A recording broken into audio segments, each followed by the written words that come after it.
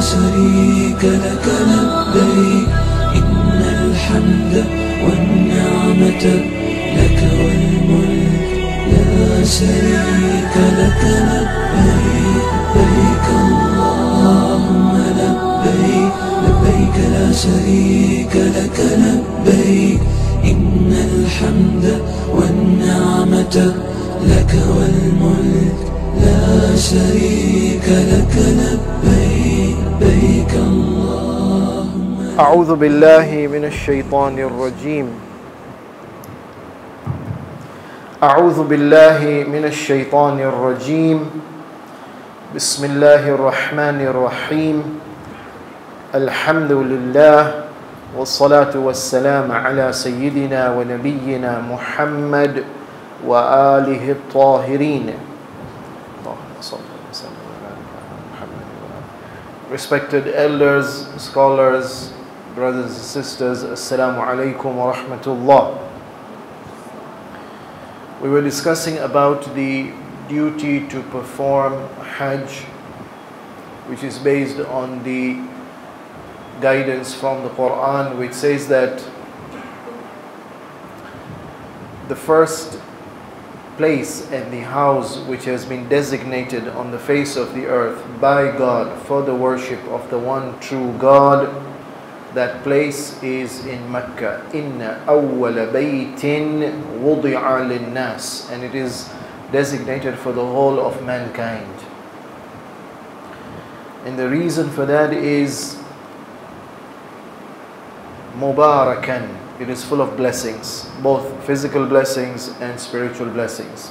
وَهُدًى لِلْعَالَمِينَ, and it is a means of guidance for everyone from every part of the world for all times.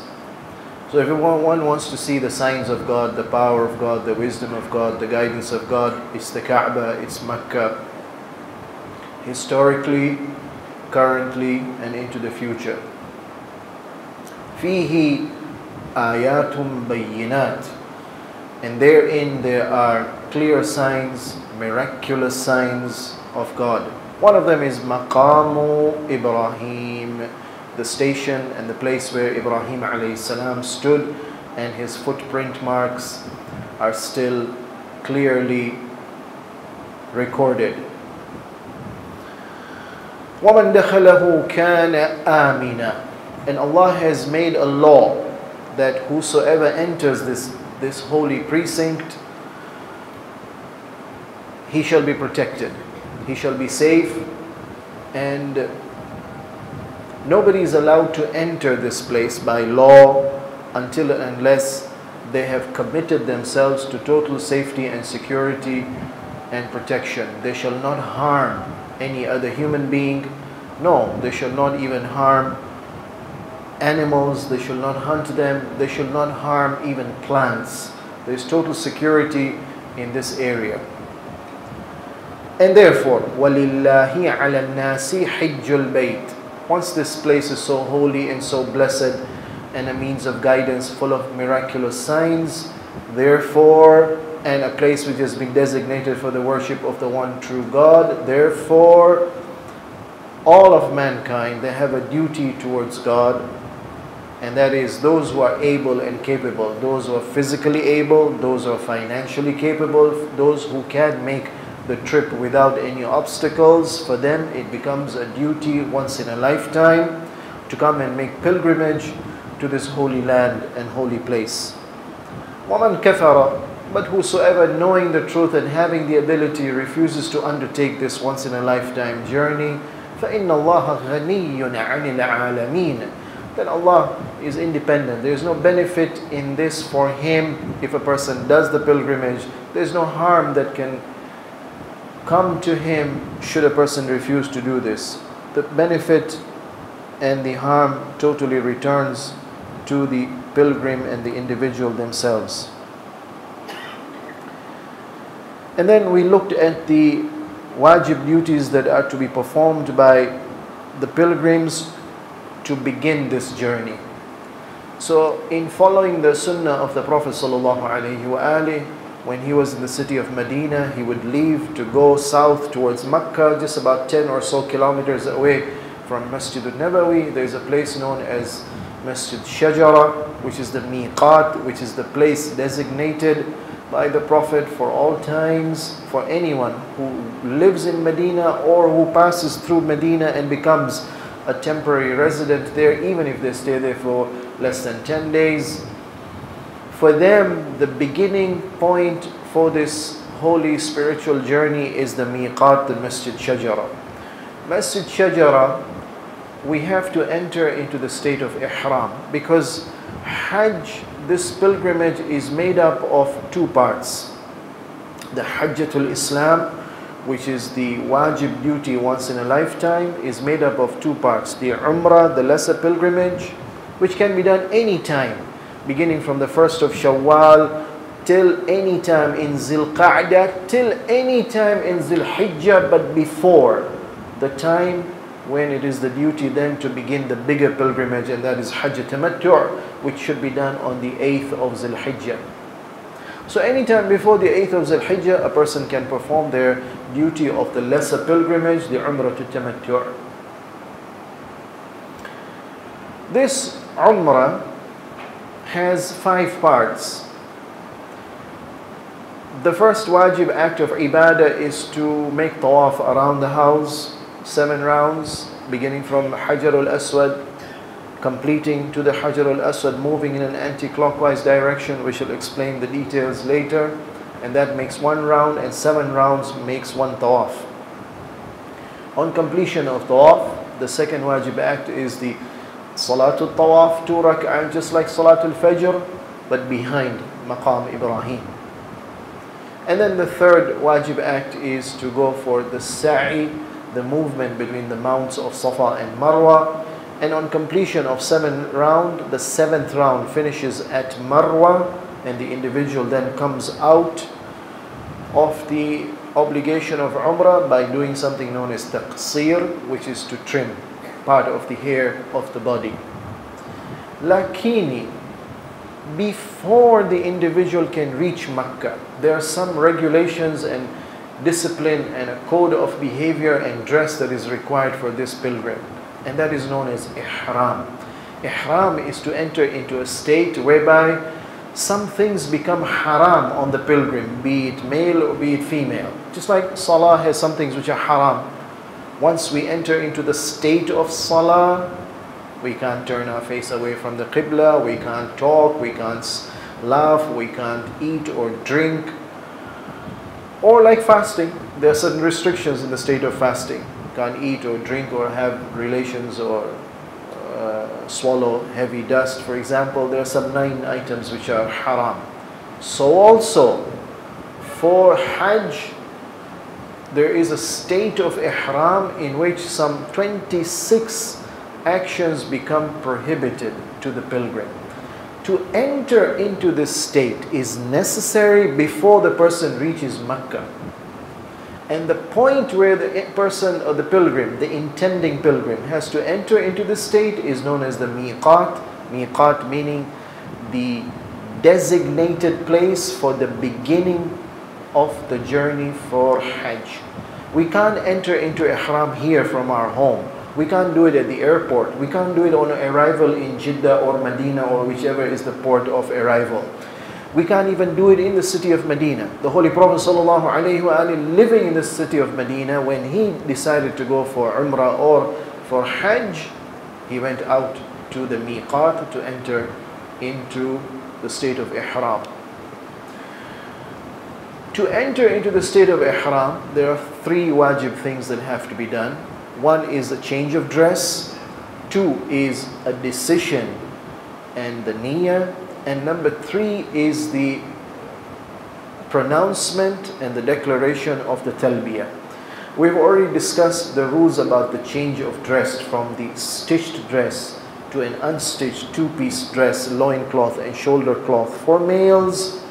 And for females, whatever dress is valid and acceptable for salah, so also is the same dress accepted for entering into the state of ihram. Incidentally, in order to appreciate how the state of ihram is a holy, sacred, spiritual state, we need to remember that it is haram to wear a dress of ihram which is najis. So it must be in the state of tahara. Unlike the dress of salah, whereby some degree of najasa of the blood, for example, is permissible. So if the amount of blood is lesser than the thumb joint, acceptable in salah, the dress of salah, but not in the dress of ihram. And if some najasa comes, whichever, then immediately the duty is to make sure that you wash it and you remove it. So it seems that this state of purity and self-purification is important in the state of ihram. We are almost entering into a state of ibadah. So having worn the right type of dress, the second wajib act now, which is required to be done in the miqat, is the niyyah. Incidentally, you can wear the two pieces of dress from home or at the airport or on arrival, but that doesn't put you into ihram, the state of ihram. You just decided to wear the two pieces of dress. Ihram is only when you make the niyyah. Not only niyyah, it's only when you pronounce the talbiyah, just like salah. From home, I can wear the dress, which is the required, necessary dress for salah, but I'm not in salah. When I come to the masjid, and I face the qibla, and I make the niyyah for salah, I'm preparing, but I'm not in salah as yet. It's only when I pronounce the takbiratul ihram, that's when I enter into salah. Well, likewise for the entering into the state of ihram for either umrah or for hajj. We can wear the dress any way we want, but we are not into the state of ihram till the niyyah is made. So the second wajib act that has to be performed is the niyyah. So the dress can be worn in the building. So the mustahabbat of ghusl and washing the body. Oh, incidentally, somebody asked me that if you're saying it's mustahab at the miqat to remove excess hair from the body, can we do it here? No problem. You can even wear the ihram dress here, but you're not into ihram. And incidentally, from now up until the time then when we begin the actual journey of Hajj is going to take a week almost after arrival in Medina. So yes, mustahab again to cleanse the body. So we proceed from the building or the hotel in Medina to the miqat. We will already be wearing the dress of ihram, but we are not in the state of ihram yet. So some of the other restrictions can still apply. So if one of the restrictions is perfume, and somebody has applied perfume, you can smell the perfume because you're still not in the state of ihram. You've just worn the dress from the hotel. But once you arrive at the miqat, then to enter into the state of ihram, you need to make the niyyah. And the niyyah is that I am now going to enter into the state of ihram for the sake of Hajjatul Islam, if it is first time and if it is the once in a lifetime wajib hajj for those who qualify. Hajj can be done with different niyyah. You can do it as a wajib once in a lifetime, Hajjatul Islam, or no, you can do it mustahab, second time, third time, multiple time. Or no, you can do it with the niyyah that past Hajj, whenever it was done, be it last year or several years ago, I am not sure whether that Hajj was sahih or not. Oh, I didn't know all these rules at that time. I'm worried, I'm a bit doubtful, I'm not sure. No problem. So this year, you can redo the Hajj if you are doubtful. There are those who are confident. They've done the Hajj, they were under guidance, or they prepared for it. They know they did their duty. Wajib, once in a lifetime Hajj performed. So now they're coming definitely for a mustahab Hajj. For them, there's no problem. For those who may have doubts about the probable mistakes, but they're not sure. Because if you're sure about a mistake, then there is a way to remedy and to compensate for that mistake. Maybe you pay a penalty, maybe you repeat the act. You don't necessarily need to repeat the whole of the Hajj. But some people have this lingering doubt. No problem. Then there's a way to make a niyyah for this second Hajj. And that is, oh Allah, I don't know, that first Hajj, was it totally correct? Therefore this one should be my mustahab Hajj. Or no, I'm not sure, it was incorrect, therefore this one will become the new wajib, once in a lifetime Hajj. See, Jew, I'm not sure. So, oh Allah, if that first Hajj was wrong and you know better, then let this be my wajib Hajj. Oh Allah, if that Hajj was right and you know better, then let this be a mustahab Hajj. Now, you have to repeat this before ihram, before tawaf, before salatul tawaf, before sa'i, before taqsir. It's a very long formula. So there's a code word, a simple code word, the Hajj, which is ihtiyat Hajj, a precautionary Hajj. In the back of your mind, you know, precautionary means in case that was wrong, then this is wajib. In case that was right, then this is mustahab Hajj. So this is my ihtiyat Hajj. So at the time of niyyah, you need to determine what type of ihram you are entering into. So I'm entering into the ihram. For example, you say, for Hajjatul Islam, but beginning with the Umrah Tamattu', and it is the once in a lifetime, which is wajib, qurbatan ilallah, that's enough. Or no, I'm doing it a second time, mustahab. Or no, I'm doing it a second time, unsure, ihtiyat. Or no, I'm not even doing it for myself. I have been sponsored. I'm doing it on behalf of my sponsor, niyabat, not for myself. Or no, I'm not sponsored, but I wish to give a gift to a beneficiary. No problem, you make your niyyah now at the time of entering into ihram. Because if you don't specify who are you doing the Hajj for, then it becomes your Hajj. The default baseline is for yourself. If it is not for yourself, then you need to specify at this time.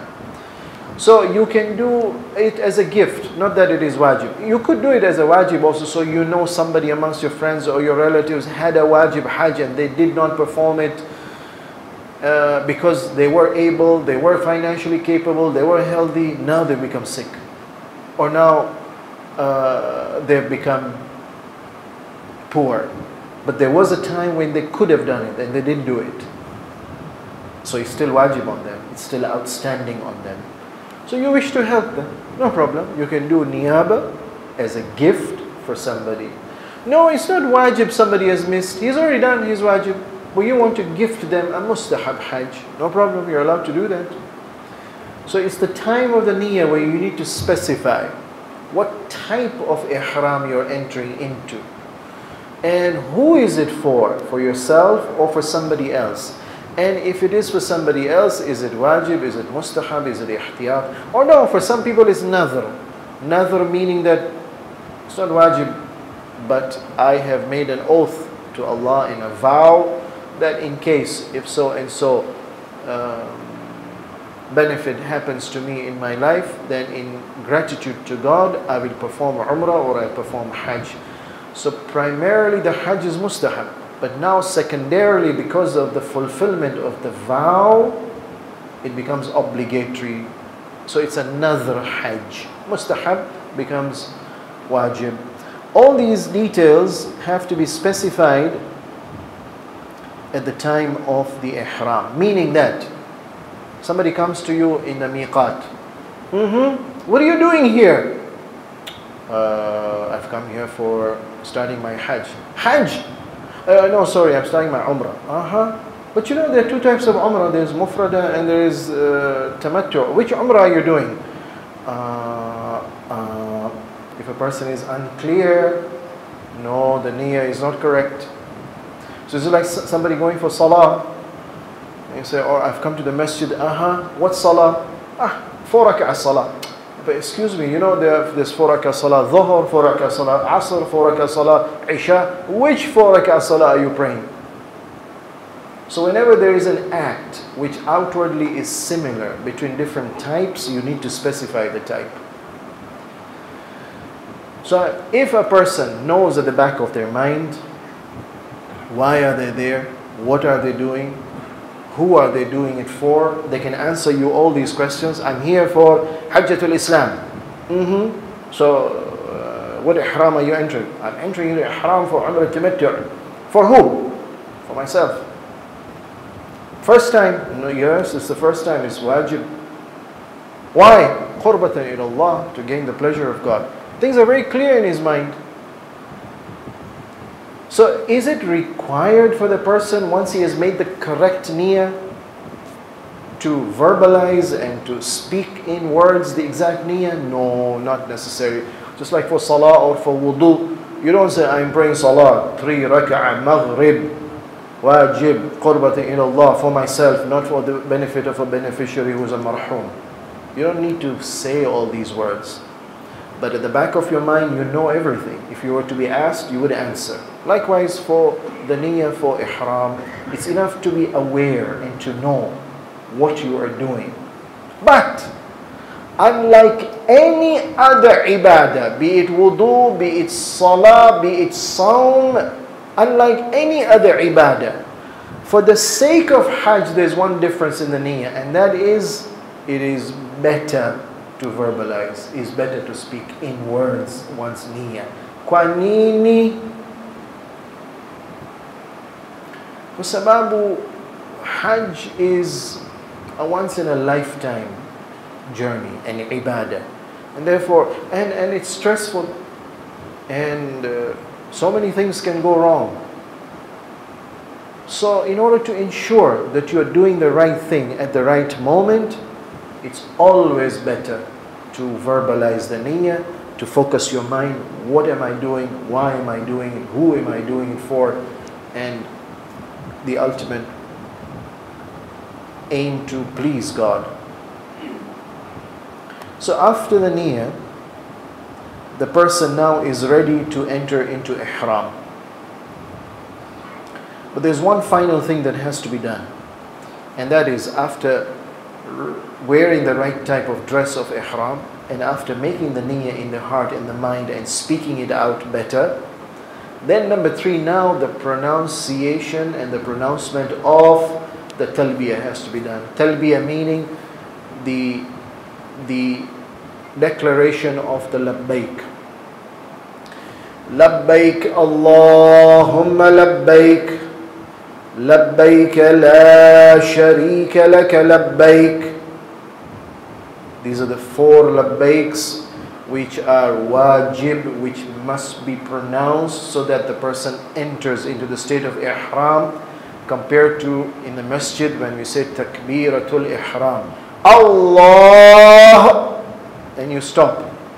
You didn't say akbar. You're still not in salah.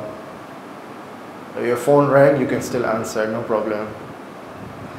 But once you say Allahu Akbar, you are into salah. Likewise, once you say labbaik Allahumma labbaik, and you stop, phone rings, you can answer, no problem. You're still not into ihram.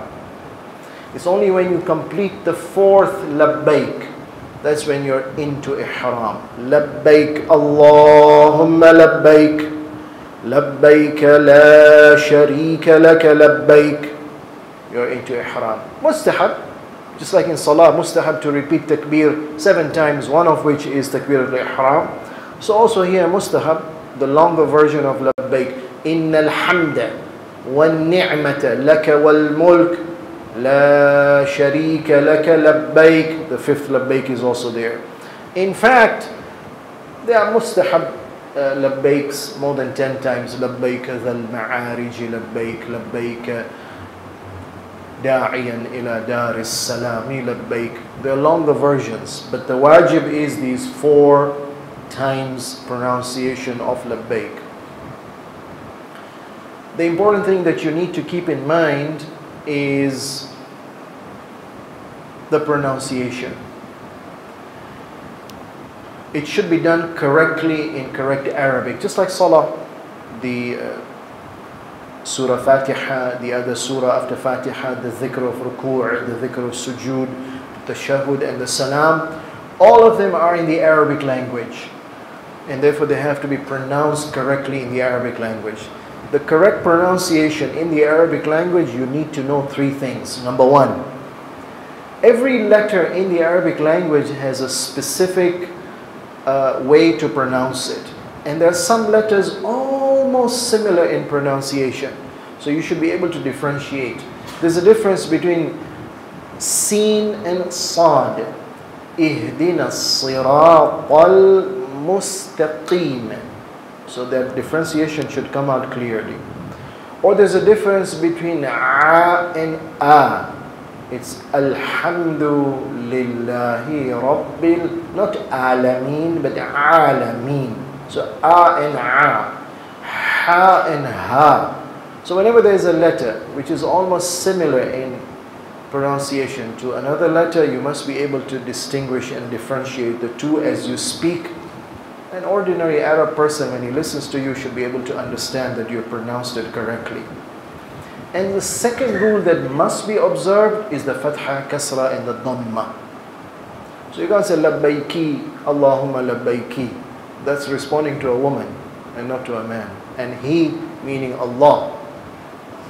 So the Fatha, Kasra have to be observed carefully, because the Arabic language is, the grammar of the language is such that sometimes when you change the Fatha, Kasra, Dhamma, the meaning changes of the word. Sometimes, God forbid, a statement of Iman becomes a statement of Kufr because the Fatha, Kasra has been changed. So for example, in Surah Tawbah, there is an ayah where if you pronounce the Fatha Kasra wrongly, the meaning changes.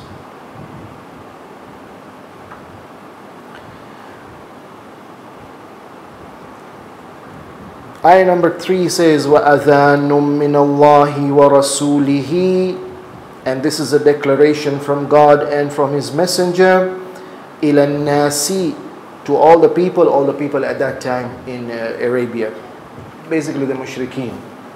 يَوْمَ الْحَجِّ الْأَكْبَرِ, on the day of the great Hajj, the Hajj where you leave Makkah and you go to Arafah and Muzdalifah and Mina. أَنَّ اللَّهَ بَرِيءٌ مِّنَ الْمُشْرِكِينَ, that definitely God is dissociating Himself from the mushriks. What they're doing is wrong, it's sinful, it is rebellious, and it is harmful. So Allah is dissociating Himself from the crimes of the mushrikeen. وَرَسُولُهُ, and His Messenger also is dissociating himself from the mushrikeen. Now I'm going to recite differently and the meaning changes. أَنَّ اللَّهَ بَرِيءٌ مِّنَ الْمُشْرِكِينَ وَرَسُولِهِ, God forbid, that God is dissociating Himself from the mushriks and also from the Prophet He is dissociating Himself. Look at the meaning, it changes just because I changed Rasuluhu to Rasulihi. One Dhamma to Kasra, and the meaning changes from Iman to Kufr. God forbid I've made the Prophet as a mushrik, from whom God even dissociates Himself. So in the pronunciation of the Arabic language words, the makhraj and the letter pronunciation should be correct. Secondly, the Fatha Kasra should be correct. And thirdly, according to some mujtahids, there are some rules that must be observed, the wajib, the Hamza rules, which are known as some are huruf shamsiyya, huruf qamariyya. So, Alhamdu Lillahi Rabbil Alameen Ar-Rahman. I can't say Al-Rahman. Ar-Rahim, not Al-Rahim.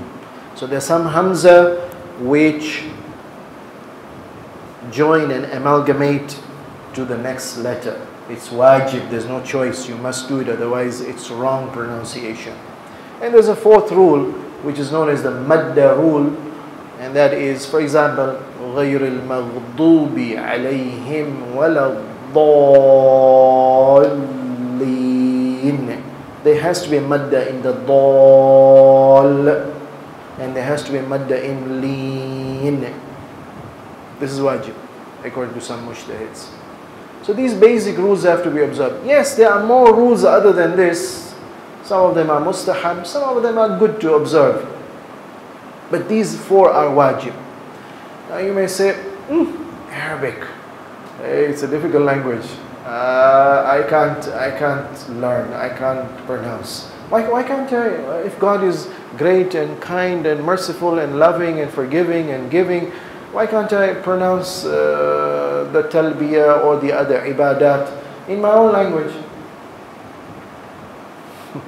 Where incidentally, Hajj is the place where you will realize that you will meet a Hajji from another country, but you can't even talk to him or her because they speak totally different languages. So you'll end up speaking in ishara, but you can't communicate. The one thing that unifies the Muslims of the world is the dress of ihram, and then it's the tongue.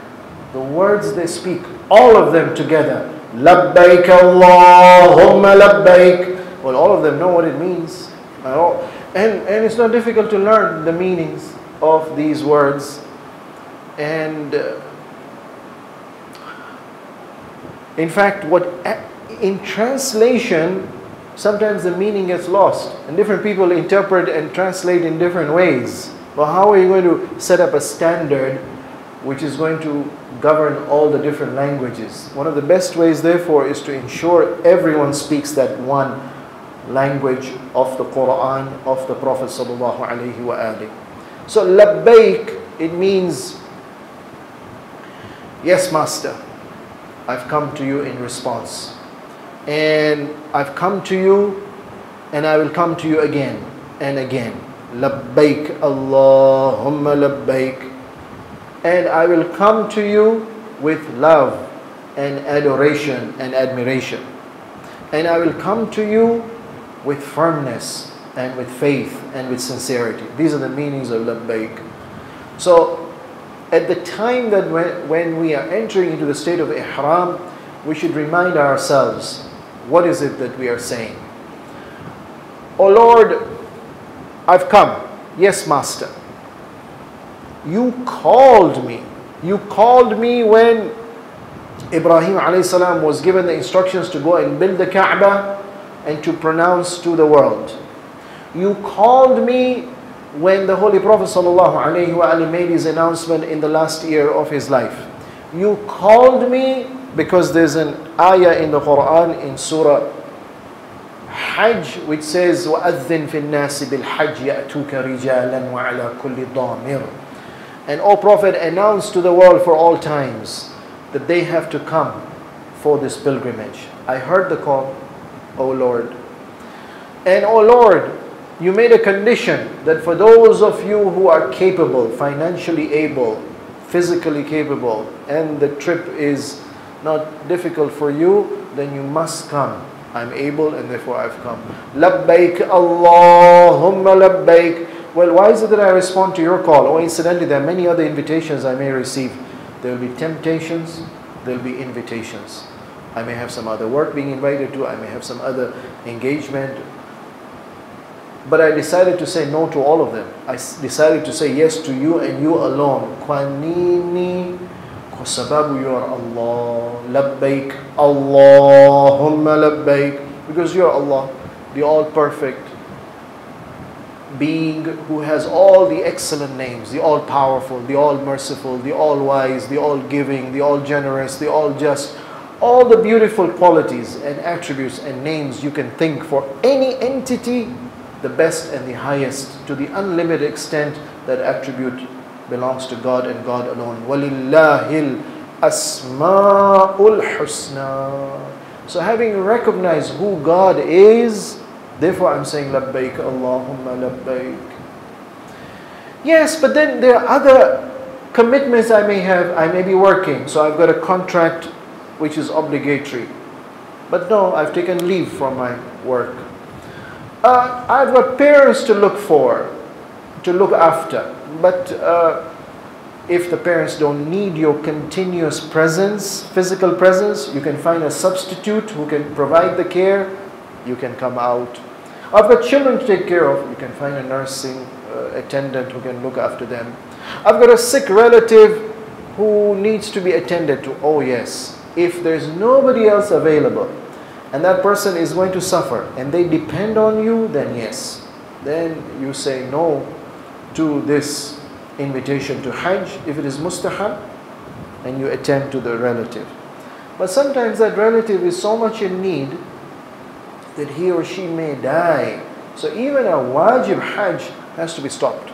You go and attend to that other more wajib duty. Labbaik Allahumma labbaik, labbaik la sharika laka labbaik. There is no partner unto you who shares in your grace and mercy and power and love and giving and forgiving other than you. And therefore I obey you and you alone. And this is the only reason I've come. And for me the most important thing, oh Lord, that I've come is Innal hamda wan ni'mata laka wal mulk la sharika laka labbaik. All praise belongs to you, because everything I have or anybody else has which is of any benefit to me, it comes from you. So praise belongs to you and you alone. All the blessings I have are from you and you alone. All the power and the kingdom and the dominion in this universe belongs to you and you alone. That's why I've come. All of us are powerless in front of you, O Lord. It's this realization, inward realization and understanding, which we then express through our words in the labbaik. So, coming back to the issue of niyyah. Niyyah is very important. Why have you come for Hajj? Oh, the family told me you have enough money, you have to go for Hajj. Oh, so the family brought you for Hajj. Why did you come for Hajj? My friends decided to go, so I just joined them. Niyyah, why did you come? Labbaik Allahumma labbaik. I know there is a God, and He is the all-perfect. He is the all-powerful. He is the all-giving. He is the all-forgiving. All these are important at the back of the mind to motivate that individual to make the right niyyah. In fact, one of the most comprehensive declarations of talbiyah is by the Holy Prophet sallallahu alaihi wasallam.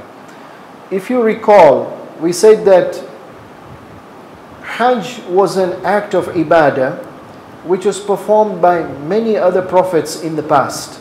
So Musa alayhi salam, Isa alayhi salam, Adam, Nuh, all of them, they came for the Hajj, and each one of them had his own talbiyah, which is mentioned in the riwayat. So if I give you an example, Labbaik ya Kareem, Labbaik. This was the talbiyah of Musa alayhi salam. Oh the generous, oh the magnanimous, oh the giving, I've come to you because you called me and I expect so much in return. No problem. You go to Hajj to expect reward, the highest reward being Jannah. No problem. That's a good, powerful reason to come for Hajj. Or Yunus alayhi salam, the riwayah says when he came for Hajj, his labbaik was labbaik ya kashaf al-kurabi al-'idham labbaik. Oh, the one who removes great calamities, oh Lord, labbaik, I've come. Yunus alayhi salam was caught in the belly of the whale, in the depth of the ocean, the darkness of the ocean. In the Quran says, وَنَادَى فِي الظُّلُمَاتِ, and he cried out in the depth of the darknesses, لا إله إلا أنت سبحانك إني كنت من الظالمين. This Yunus was saved from the greatest of the calamities. لبيك اللهم لبيك, I've come to you. I want protection, O Lord. I'm living in times which are insecure, be it political insecurity, be it economics insecurity, be it social insecurity, whatever type. Oh Lord, I need protection. All the other powers are failing me. I've come to you. No problem. That's a good reason to come for Hajj. to realize God is the ultimate provider and protector. Protector of me here in the dunya, and more important, protector for me in the akhirah from Jahannam. Good as a niyyah for Hajj. Isa alayhi salam, we are told that his talbiyah was labbayka abduka wa ibnu abdik. Oh Lord, I've come to you and I'm your total slave and servant. And the son of your, of course, he didn't have a father, so he's the mother. To come and realize I'm nothing but a powerless slave, totally dependent on you, O Lord. That's why I've come. That can be the niyyah for Hajj. But the most comprehensive talbiyah was the one done by the Holy Prophet sallallahu alaihi wasallam, and therefore it's mustahab to recite the longer talbiyah of the Prophet. Labbaik dhal ma'ariji labbaik. O Lord, you are the Lord of the high ranks. You are the highest exalted being, and therefore I've come to you. Labbaik da'iyan ila daris salami labbaik. I've come to you, O Lord, because you are inviting us to the haven and the abode of peace and tranquility and safety and security and the highest bliss, and that is Jannah. One of the names of Jannah is Darus Salam. You're calling me to Darus Salam, and therefore I've come. I want Jannah. There is no ultimate, total, comprehensive, continuous peace and tranquility and bliss in the dunya. Impossible. Even for the richest and the most powerful. Impossible. It's only there. And you're calling me and you're giving me a chance to prepare for Jannah. Therefore I've come, labbaik. Or he says, labbaik ghaffar al-dhunubi labbaik. Oh Allah, you are the one who promises to forgive sins. Oh Allah, in this state of mind, I'm so sinful, I deserve to go to Jahannam. But you say, come, pray to me and ask for forgiveness and I'll forgive you. Come to my house, he says. And therefore I've come, labbaik. Labbaik ahla talbiyati labbaik. Oh Lord, I've come here because you alone are the only entity who deserves to be responded to. Nobody else. Nobody else has any rule, authority, power, control over me other than you. I will not obey anybody else unless, of course, you tell me to obey them. I should respect parents because you tell me. The wife should listen to the husband because you tell me. The individual enters into a contractual obligation with another person and conditions are laid. Yes, I will fulfill those obligations because you told me. I will obey you and anything and or anybody else that you allow me to or command me to. Otherwise, you alone deserve to be obeyed. It's a good niyyah for Hajj. Ahlat talbiyati labbaik. Labbaik dhal jalali wal ikrami labbaik. You are the majestic. You are the honorable and the giving. Labbaik tubdi'u wal ma'adu ilayk. Oh Allah, you are the first and you are the last. Everybody else and everything else has a beginning, but you have no beginning. Everyone else has an end, but you have no end. And therefore you are the all-powerful one. Therefore I come to you and you alone. Labbaik. The Prophet continues, Labbaik tastaghni wa yuftaqar ilayka labbaik. Oh Allah, everybody else is dependent, even the richest. And therefore I've come to you and you alone. Labbaik marhuban wa marghuban ilayhi labbaik. Oh Allah, everybody has desires, they have longings, they have wants. But the ultimate object of desire should be you and you alone. And that's why I've come here. Labbaik.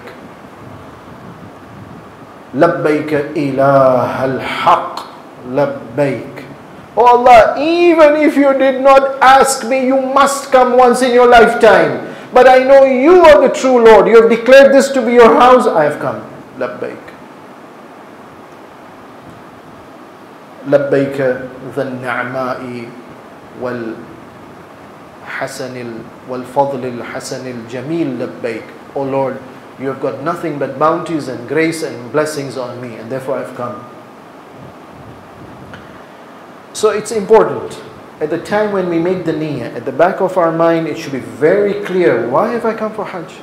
What for? And one way to do that is to learn the meaning of the talbiyah. After this, we are now in the state of ihram. Once we are in the state of ihram, then many things become haram. In that hadith of Imam Zainul Abidin alayhi salam to Shibli, Imam asks him that, so when you entered the miqat and the masjid, did you make the niyyah for Hajj? And Shibli says yes. So Imam then asks him, at the time when you made the niyyah, did you make the niyyah قَدْ حَلَّلْتَ كُلَّ عَقْدٍ لِغَيْرِ اللَّهِ? Any and every contract of obligation that you have with other than God, you have broken it, and your only bond is with Allah. If Allah allows you, you will respect any other contract, not otherwise. Did you make that niyyah? And Shibli said, well, these thoughts didn't cross my mind. The Imam says, well, your Hajj is not the true Hajj. Let's pray to Allah for tawfiq to be able to prepare for the true Hajj. Inshallah, in the next session we will discuss, now that we're in the state of ihram, what are those 26 prohibited restrictions? Inshallah. Salawat, please. Allah.